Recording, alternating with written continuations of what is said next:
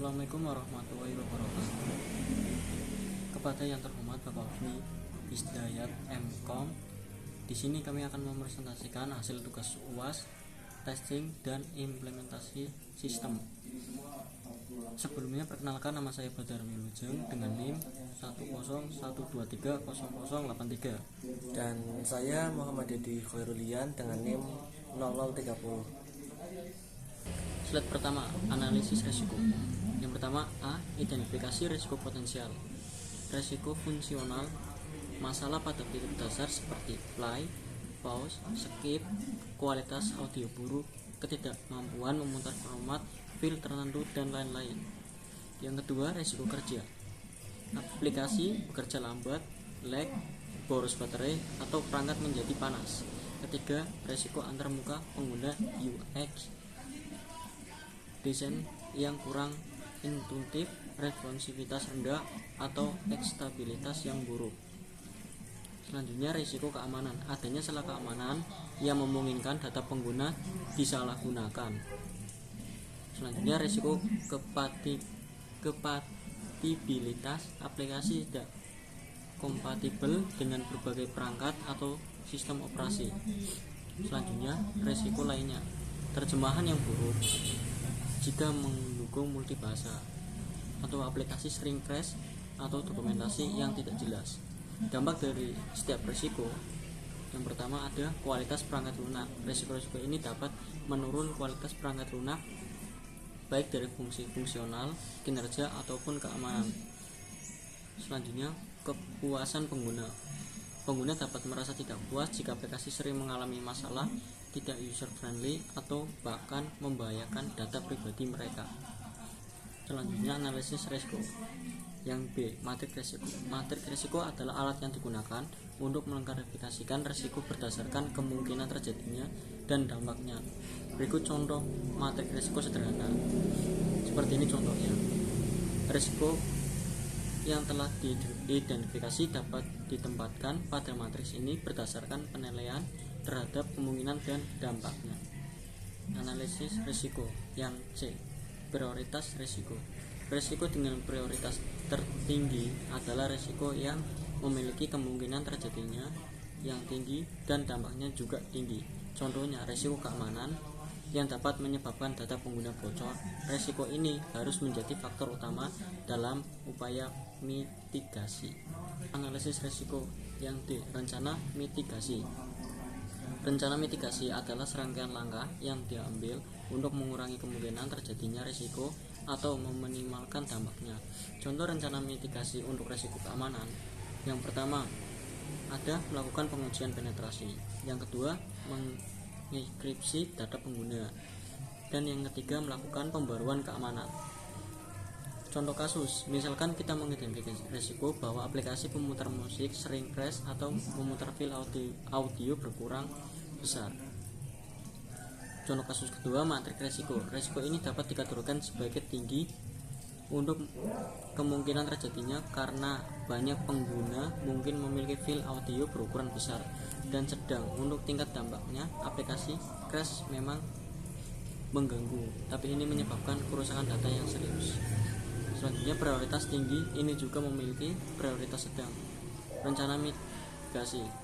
Optimasi kerja, mengoptimalkan kode aplikasi agar lebih efisien dalam menangani file audio berukuran besar.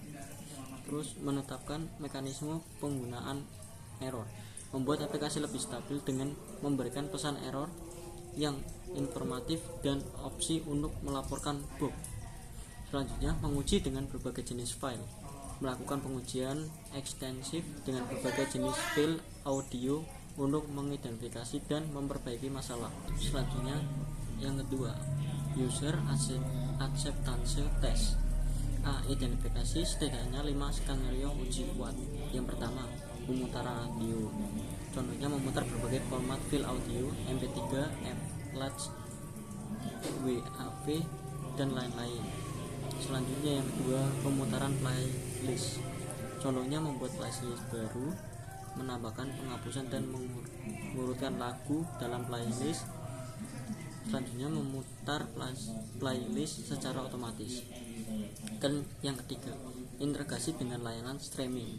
Contohnya menghubungkan dengan akun layanan streaming Spotify, Apple Music dan lain-lain, dan memutar lagu dari layanan streaming.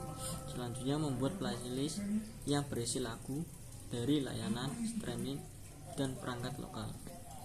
Keempat, pencarian lagu. Contohnya mencari lagu berdasarkan judul, artis, atau album. Selanjutnya mencari lagu berdasarkan genre atau mood. Contoh selanjutnya memeriksa akuransi hasil pencarian. Dan yang kelima adalah antarmuka pengguna. Contohnya memeriksa kemudahan navigasi antar menu, terus memeriksa tampilan visual, font, warna, dan tata letak. Contoh selanjutnya memeriksa responsivitas aplikasi, tidak ada lag atau crash.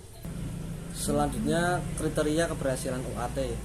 Kriteria keberhasilan UAT adalah tolok ukur untuk menentukan apakah perangkat lunak itu telah memenuhi kebutuhan pengguna. Nah, contoh kriteria keberhasilan yaitu semua fitur utama berfungsi dengan baik sesuai spesifikasi. Tidak ada bug yang kritis yang mengganggu penggunaan. Antarmuka pengguna intuitif dan mudah digunakan. Waktu loading aplikasi cepat, aplikasi stabil dan tidak sering crash. Yang ketiga ada rencana pelaksanaan UAT. Rencana pelaksanaan UAT mencakup seperti jadwal, sumber daya, lingkungan pengujian, dan potensi kendala. Nah, untuk jadwal yaitu tentukan waktu mulai dan selesai pengujian serta alokasi waktu untuk setiap skenario uji.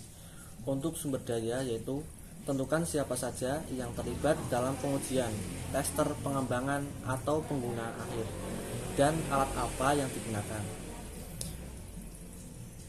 Yang selanjutnya lingkungan pengujian yaitu tentukan perangkat keras dan perangkat lunak yang akan digunakan untuk pengujian, semisal berbagai jenis smartphone atau sistem operasi. Untuk potensi kendala yaitu identifikasi kendala yang mungkin terjadi, misalnya bug yang sulit diperbaiki, keterbatasan waktu, dan buat rencana mitigasi. Untuk contoh rencana pelaksanaan UAT, kalian bisa lihat gambar yang ada di samping. Yang selanjutnya ada evaluasi hasil UAT dan laporan akhir. Untuk mengevaluasi hasil UAT, kita dapat menggunakan metrik seperti jumlah bug yang ditemukan. Semakin sedikit bug, semakin baik kualitas perangkat lunak. Yang kedua, tingkat kepuasan pengguna. Lakukan survei kepada pengguna untuk mengetahui tingkat kepuasan mereka. Dan yang ketiga, waktu yang dibutuhkan untuk menyelesaikan tugas. Semakin cepat pengguna menyelesaikan tugas. Laporan akhir UAT, yaitu ada ringkasan hasil pengujian, daftar bug yang ditemukan beserta tingkat keparahannya, rekomendasi perbaikan, dan kesimpulan mengenai kesiapan perangkat lunak untuk dirilis.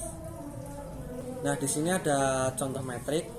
Untuk metrik jumlah bug kritis, kriteria keberhasilannya kurang dari 5 bug kritis. Untuk rata-rata waktu loading aplikasi, kriteria keberhasilannya kurang dari 5 detik. Dan untuk metrik tingkat kepuasan pengguna, kriteria keberhasilannya minimal 80% pengguna merasa puas. Sekian presentasi dari kelompok kami, kurang lebihnya mohon maaf. Wassalamualaikum warahmatullahi wabarakatuh.